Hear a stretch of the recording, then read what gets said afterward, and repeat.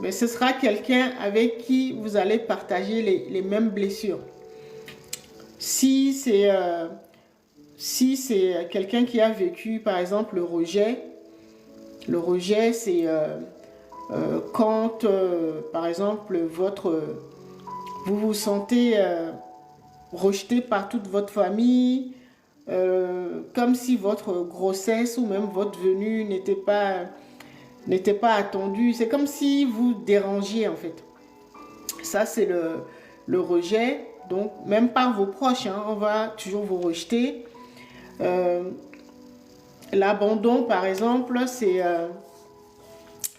dès que à votre naissance, soit l'un de vos parents meurt brusquement ou vos grands-parents, et donc vous vous sentez abandonné, ou soit à votre naissance, on va vous confier à un autre membre de la famille. Peut-être on vous envoie chez le grand-père ou la grand-mère dans une autre ville, ou on vous envoie étudier à l'internat. Voilà, c'est comme pour se débarrasser de vous.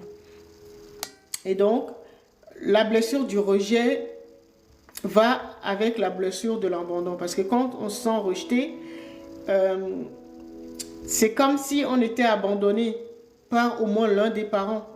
Si nous sommes victimes du rejet, on se dit que pourquoi les parents ne sont pas là, les parents nous ont abandonnés, pourquoi ils ne sont pas là pour nous défendre en fait. Et donc, l'abandon et le rejet vont ensemble. Si vous vivez le rejet, forcément, vous allez vous sentir abandonné par l'un de vos parents ou vos parents. Et l'injustice et l'humiliation vont également ensemble. L'humiliation, c'est par exemple, vous avez peut-être 3 ou 4 ans, vous faites encore pipi au lit.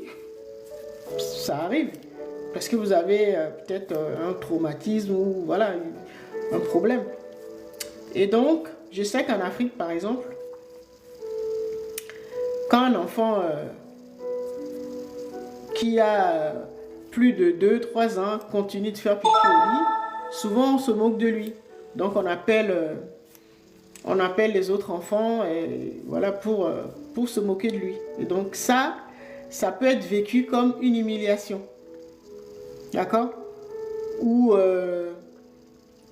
à l'école, par exemple, vous avez une mauvaise note et le prof, le maître ou la maîtresse en parle devant la classe et vraiment on se moque de vous, ou peut-être on vous tape, voilà. Voilà des exemples d'humiliation. Et ça fait fermer notre cœur. Donc le cœur, fermer le cœur, c'est lié à la trahison. D'accord? Alors l'injustice, j'avais donné des exemples. Par exemple, il y a des enfants très tôt, ils vivent des cas d'injustice où peut-être le papa meurt et un des oncles vient prendre la maison et chasse la maman avec les enfants. Des fois, ça arrive. Voilà un cas vraiment où vous vous sentez vraiment injustement traité. Et donc, quand on a un enfant, souvent ça arrive avant l'âge de 7 ans, là on ferme le cœur et c'est là où nous perdons vraiment nos capacités. Parce que quand nous arrivons dans l'incarnation, nous savons tout de suite pourquoi nous sommes là, là où nous allons, tout ça.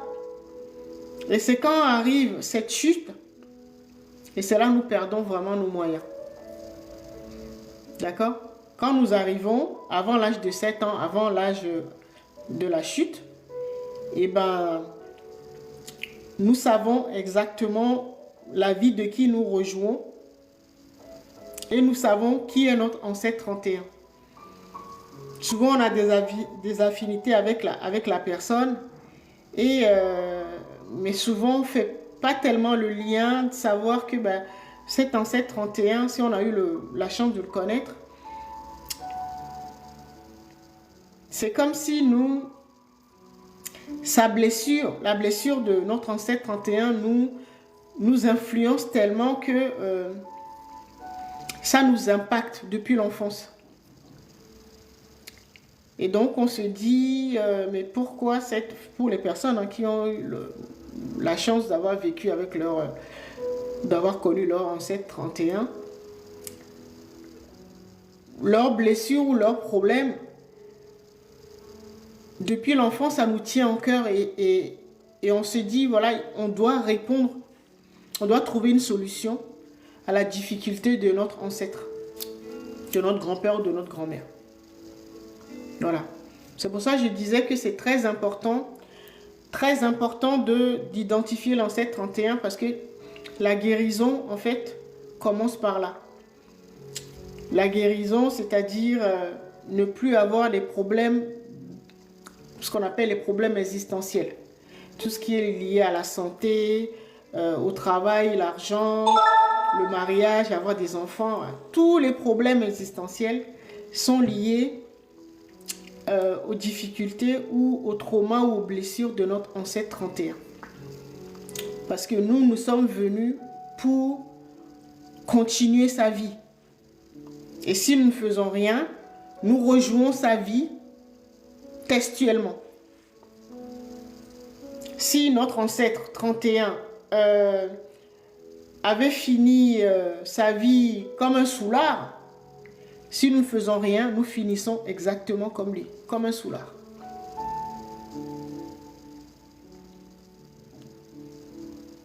C'est pour ça qu'il est important de l'identifier très rapidement et pour pouvoir corriger, c'est-à-dire guérir ses blessures.